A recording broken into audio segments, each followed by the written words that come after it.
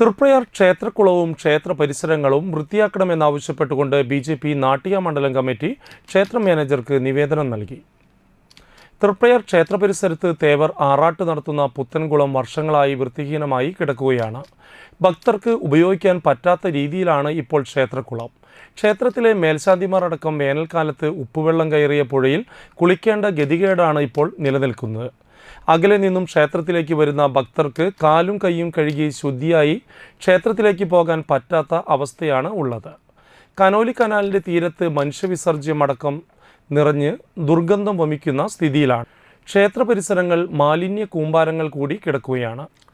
അതിനാൽ താൽക്കാലികമായുള്ള രീതിയിലല്ലാതെ ക്ഷേത്രക്കുളത്തിലെ ചേറുകളും മറ്റും കോരി വൃത്തിയാക്കണമെന്നും ക്ഷേത്ര പരിസരങ്ങൾ മാലിന്യമുക്തമാക്കണമെന്നും ആവശ്യപ്പെട്ടുകൊണ്ട് ബി.ജെ.പി. നാട്ടിക മണ്ഡലം കമ്മിറ്റി ക്ഷേത്രം അസിസ്റ്റന്റ് മാനേജർക്ക് നിവേദനം നൽകി. ബി.ജെ.പി. മണ്ഡലം പ്രസിഡന്റ് റിനി മാണി, ജനറൽ സെക്രട്ടറിമാരായ ഷൈൻ നെടിയിരിപ്പിൽ, TG. Ratheesh, NS. Unnimon, BJP. താനിം panchayat president V. Vinob, Anthikkad president Ragi Pradeep, Dayanandan Erattu, Sivaraman, Subhash Kattoor എന്നിവർ പങ്കെടുത്തു.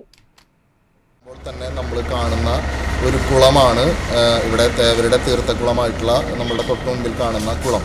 ഈ കുളം എല്ലാ വർഷവും തേവർ 5 തവണ ആറാട്ട് മുങ്ങുന്ന ഈ കുളം ഇത്രയും വൃത്തിഹീനമായി കിടക്കുന്നത് ഒരു കാരണവശാലും ഭാരതീയ ജനതാ പാർട്ടിക്ക് അംഗീകരിക്കാൻ സാധിക്കില്ല.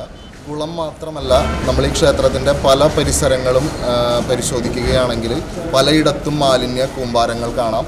ക്ഷേത്രത്തിൻ്റെ സമീപത്ത് മുമ്പിലൂടെ ഒഴുകുന്ന കനോലി കനാലിൻ്റെ തീരങ്ങളിൽ മനുഷ്യവിസർജ്യമടക്കം നിറഞ്ഞ് മൂക്ക് പൊത്താതെ അതിലൂടെ ഭക്തജനങ്ങൾക്ക് കടന്നു പോകാൻ പറ്റാത്ത സാഹചര്യത്തിലാണ് ഈ ക്ഷേത്രമുള്ളത്.